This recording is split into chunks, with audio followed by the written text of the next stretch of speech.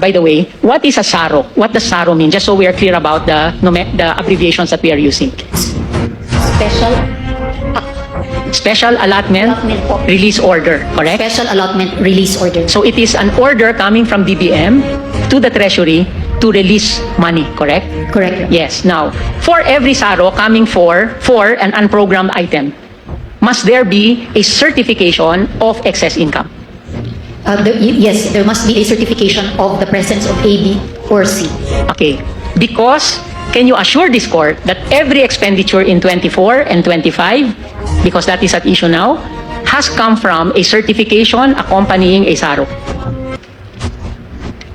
That's theoretically the case, Okay. Your Honor. So, can I ask the government to submit to the court copies, a listing of all the SAROs from the authorizing release from the unprogrammed, as detailed as possible, meaning to say not accumulative, but all the SAROs, you can list it down and give us digital copies. And for each of the SAROs, please match it or correspond it to a certificate of income or whatever the Treasury issues, certification of excess income or 1, 2, or 3.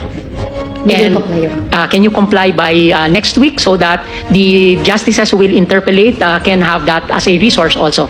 Correct? We will comply. But as far, by the way, how do you get a SARO?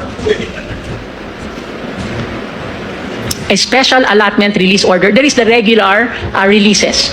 And the chief, for myself under the SET, si Chief Ben under the HRET, we have that authority. Once in a while when I am acting chief, I issue a release order for benefits of the staff. Always. But in any case, that's the point. There's a regular release order, correct? Special allotment release orders are special, correct? Correct, Your Honor. Who releases that?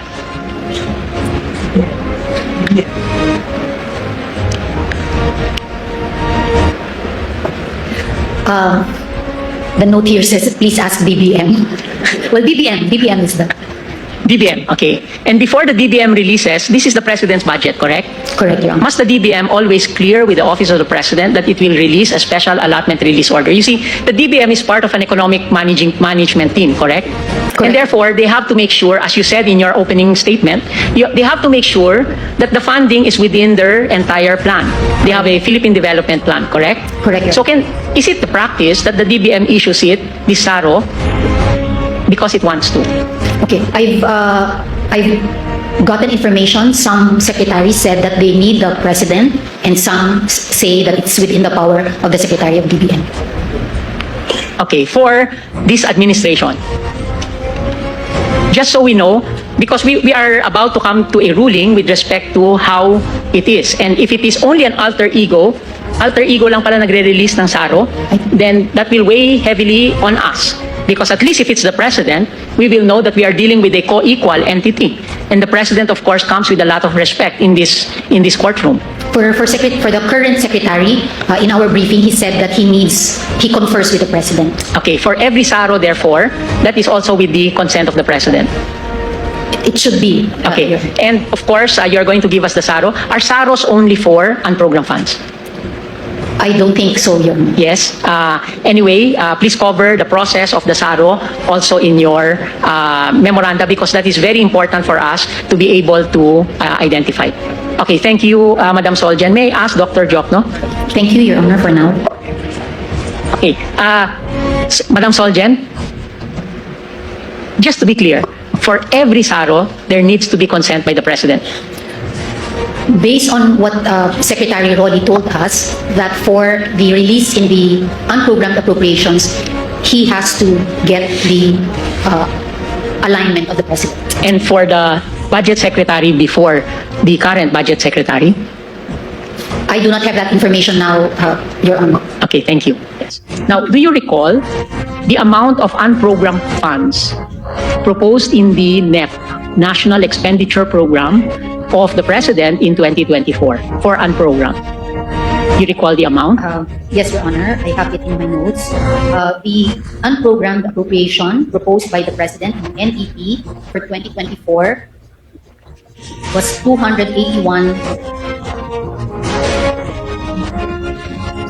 281 281 billion. billion 908 million 056, correct?